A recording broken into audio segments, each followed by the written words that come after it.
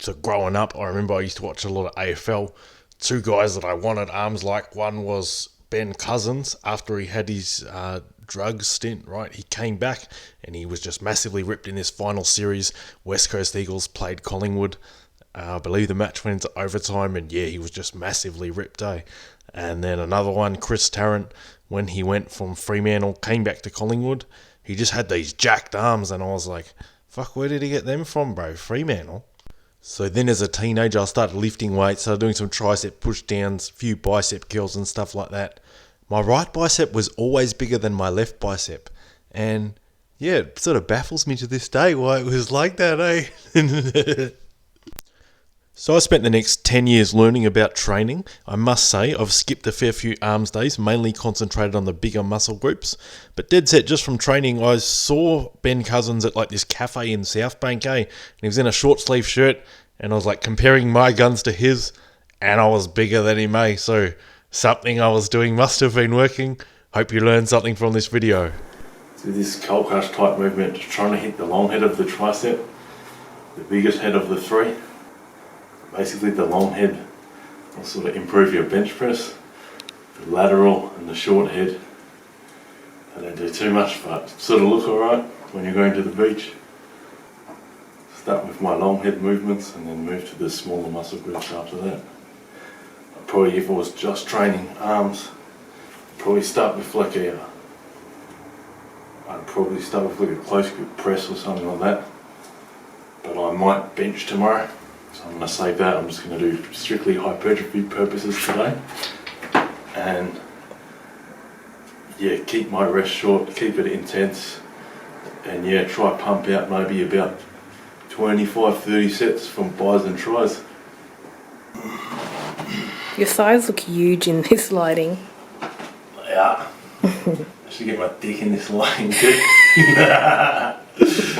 Yep. Fucking make me drop the weight. So there's many different sort of positions you can do skull crush in. Obviously here I'm doing it on an incline bench. I'm not doing it directly up. I'm almost pushing sort of behind my head, right? I'm getting a good stretch when I come back down. I'm stabilizing everything. My feet are firmly planted to the ground. I'm also using an easy curl bar. I prefer that over the straight bar, especially for the big volume and the sort of heavier weights. If you do try this one really heavy, it's probably best to get someone to hand you the weight from behind your head rather than put it down yourself. Set number 4, I might do 1 or 2 more just depending on how I feel. 3 or 4 exercises for triceps and then maybe hit 2 for bis at the end. Skull crush, been a bit of a weird movement, love-hate relationship. I used to bang up my elbows real bad. And then I discovered you can also do this with a power band.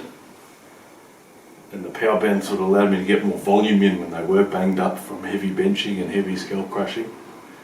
And it allowed me to, yeah, skull crush later in my career. KFC's give me the farts. Ugh. When are you never farty? Not farty.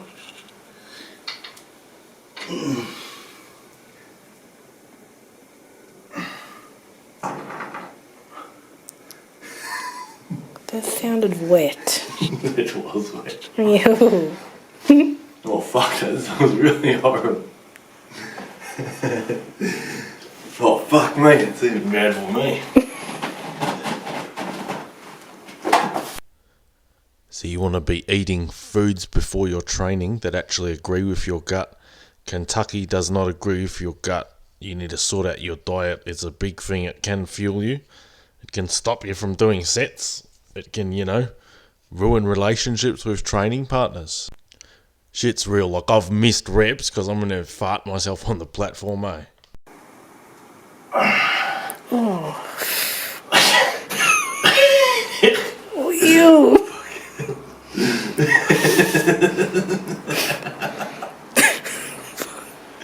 God, you stink. Oh.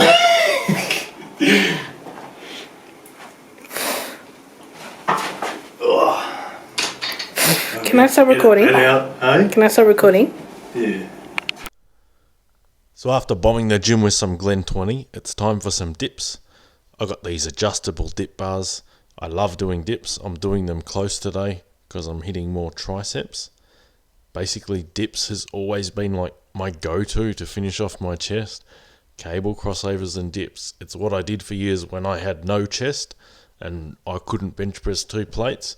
And yeah, it propelled me 2-3 plates into having some semi-reputable pectoral muscles. So next exercise, just doing some full range dips, going all the way down. I'm not flaring my elbows, I'm tucking my elbows.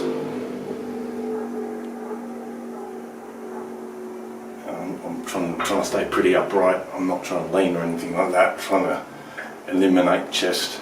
Just using my chest to stabilise, my back to stabilise, and triceps being the prime movers. I find too with close grip dips, the range of motion is a little bit shorter, and if I go too much, I feel like a pop or something like that in my elbows. Whereas when I go wide, it's like no depth is too deep for me. I can just keep going and pumping. But yeah, just have to be a little bit more careful on the close grip ones like I'm doing now. Also, close grip, I don't do more than 5 sets, whereas wide on a good day, I might do 10 sets. Like when I go wide, I can perform some kind of external rotation of the shoulders, actually engage my lats as I'm pressing. Whereas when I'm close, my shoulders are internally rotated. I'm still using the back to stabilize, but yeah, my shoulders are in a sort of bad position, but it's isolating the arms and I'm just pumping like a piston. Right, so next I'm going to pump the lateral head off the tricep. Basically how I'm going to do that. Palms pronated, facing the ground. I'll grip it relatively close and stretch a little bit and maintain that stretch throughout each rep.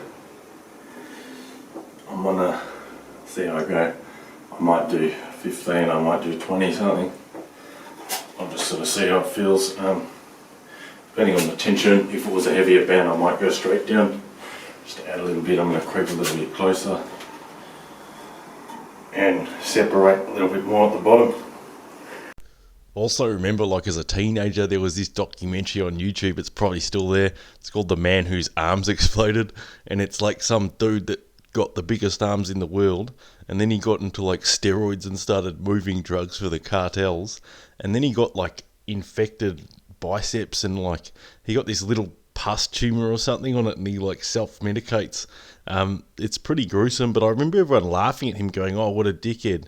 Who would want arms like that? It looks stupid. He said himself, like, no girls have ever picked him up because of his arms.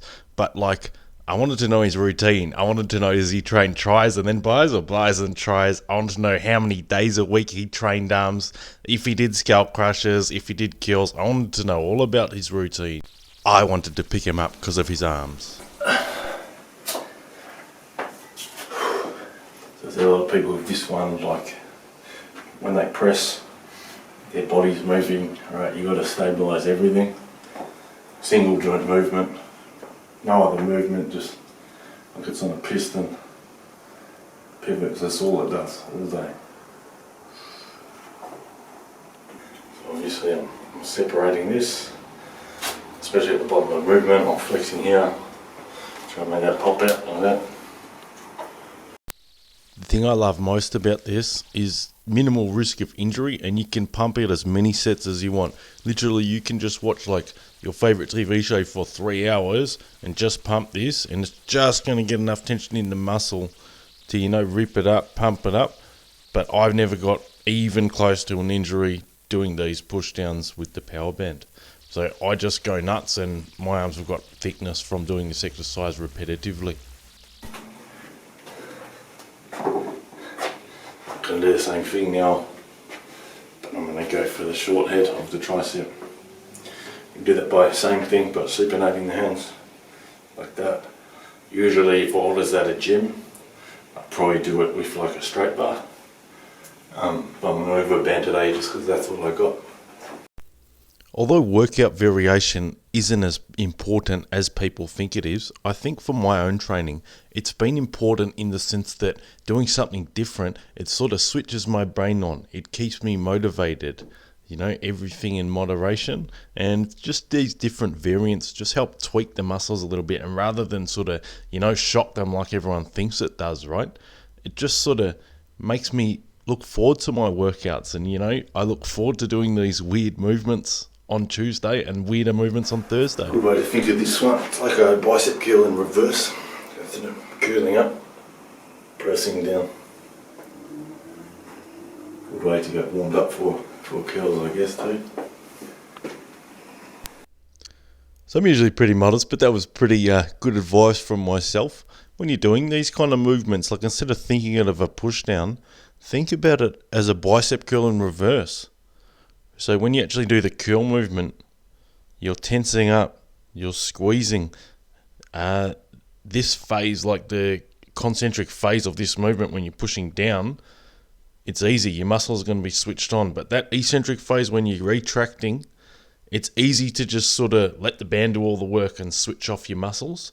But if you make it harder, you can make that 10 reps feel like a 20 rep set. You can literally double the volume without actually doubling the volume. So everyone that takes their training seriously has their favourite finishing move. Training triceps, this is it for me, this power bend. Next tricep workout, ditch the cable, get a power band, do this kind of thing. I guarantee you'll feel more pumped up than your last workout. If you've made it this far, thank you very much for watching. If you'd like to see more content, please feel free to like and subscribe. It helps the channel grow and motivates me to make more videos. That's it from me, Marvin, aka Gym Equipment Guy. Have a good week, happy training, and I'll post another video next week.